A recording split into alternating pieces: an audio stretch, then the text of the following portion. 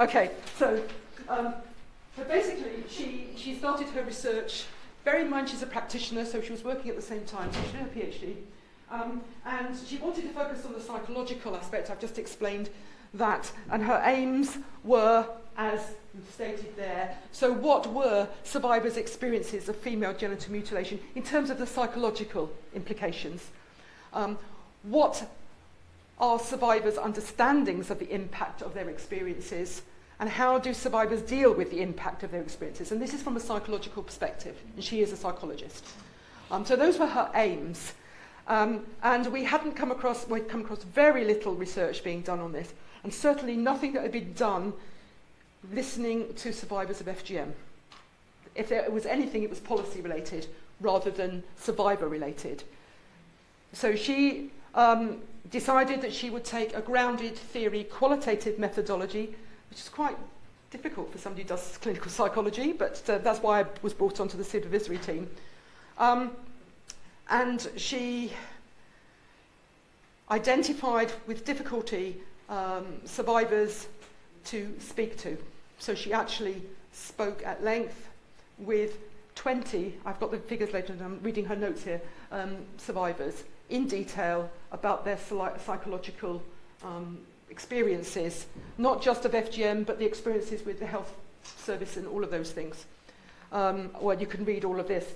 She used a non-probability convenience sampling frame. She accessed these people through the women through non-governmental organisations. So we had a gatekeeper. So they were oh, there, she's put it here. She had 20 participants, average age 38 years. I've got the nationalities somewhere.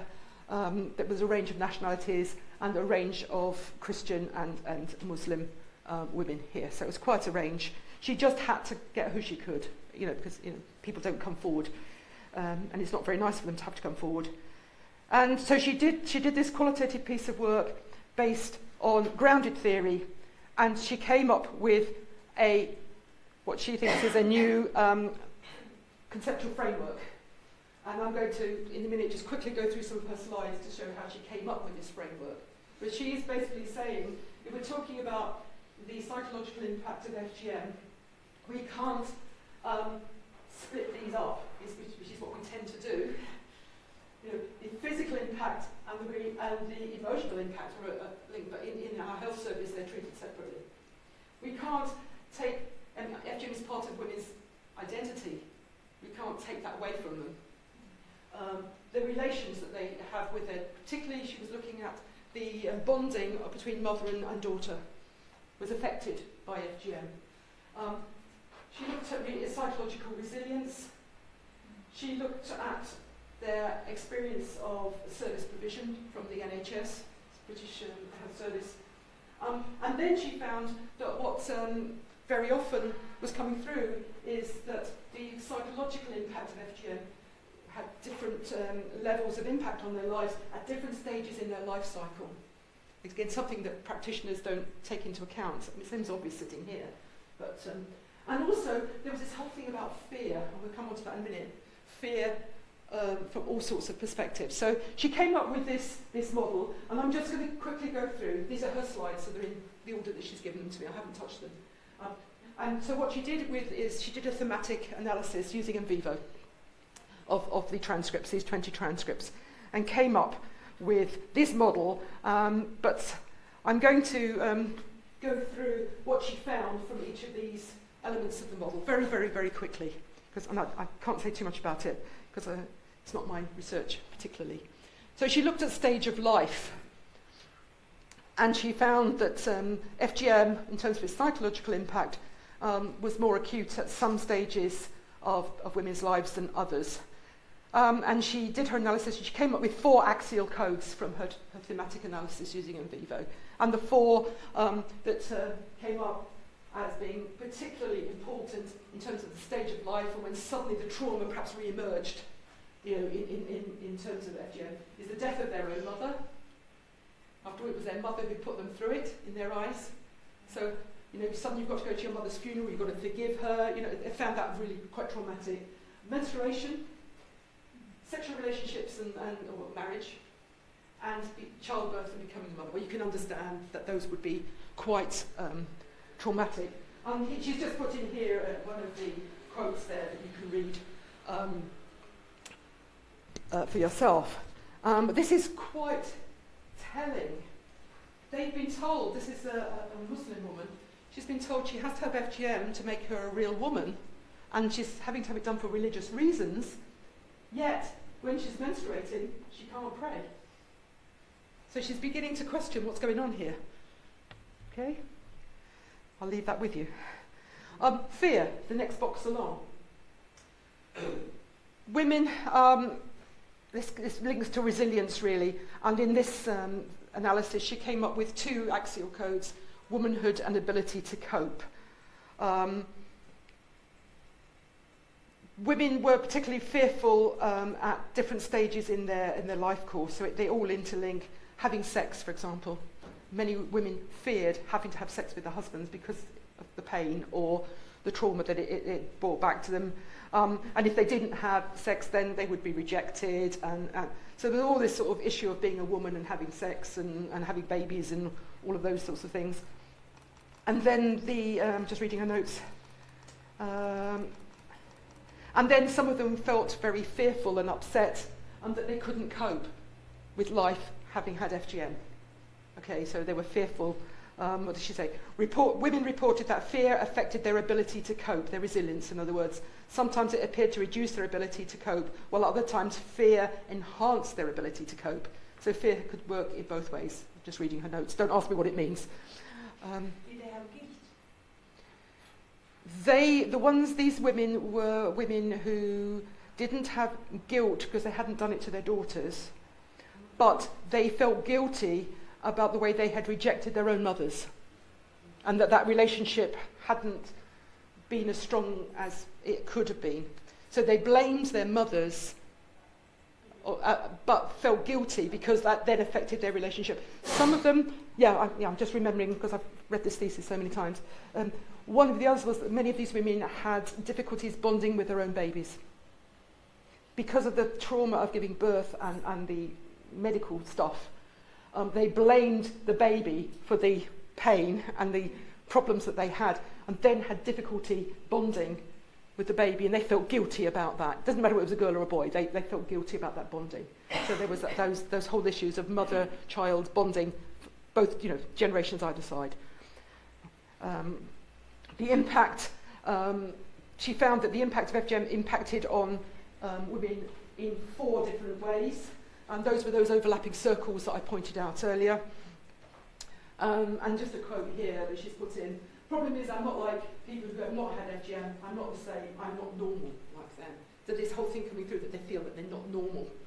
And bear in mind, these are women living in the UK, where the majority of people haven't had FGM, and where it's criminal and demonised and all of those things.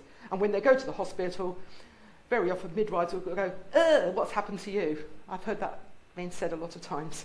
They're very worried about going and having cervical spheres because the body language and the comments that they get from midwives and doctors is, what's happened to you? Oh God, you've been mutilated.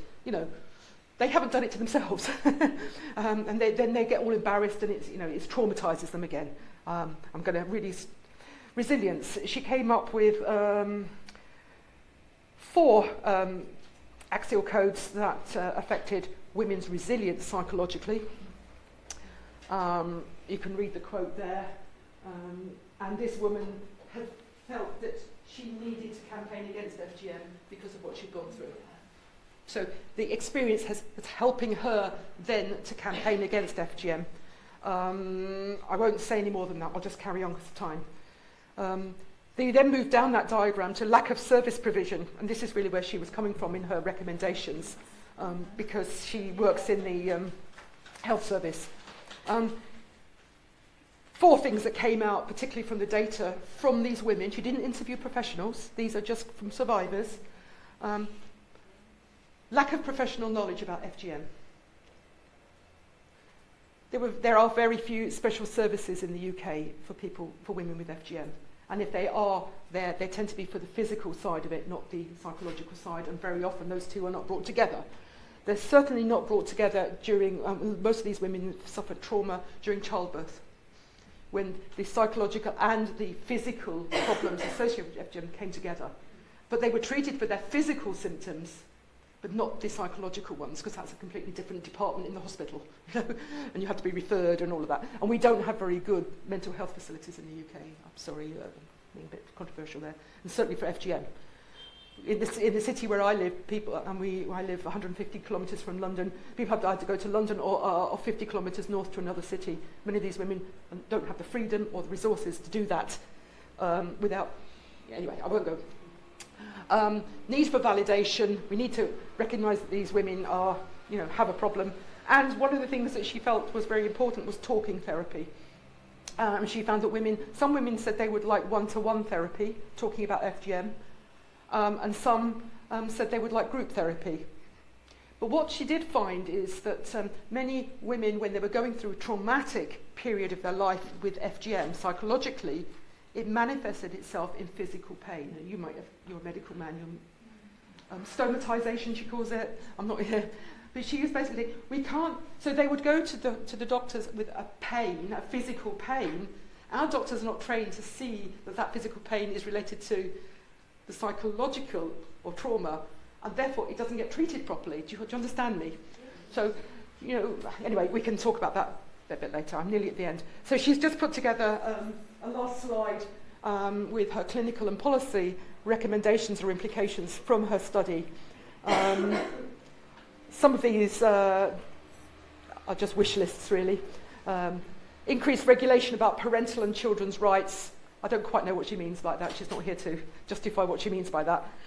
She's arguing for specialist clinics and pathways through our health service with a holistic approach, including psychological, social, so that the healthcare workers understand the cultural, the social norm background of these communities, where the legal aspects are known. Physical health can be properly assessed and linked with psychological problems. That's what she's really advocating, the link between psychological and physical, and not being treated separately. Definitely need more training of medical healthcare professionals. Maternity services was one big area that needed to be improved considerably in terms of staff having a greater cultural understanding of FGM. And I think, she gave me the numbers, I think 25% of the women that she interviewed had lost a baby during childbirth as a result of FGM, of obstructive labour. 25%. 5 women out of the 20. And, that's what many of these maternity services didn't understand is it's traumatic for anybody to lose a baby. I'm not, whatever. But for an African woman to lose a baby is particularly traumatic in a culture that doesn't understand that what's going on. We have very poor social and legal support for survivors of FGM in the UK, and she's advocating that needs to be addressed. And she, as you would expect, we need more psychological support for survivors of FGM and linking it with the physical aspects. And I'll stop there, I'm sorry about that. But she wanted me to continue to present this because she would very much like feedback if you have any. And I thought it was an interesting perspective on FGM. Thank you. Okay.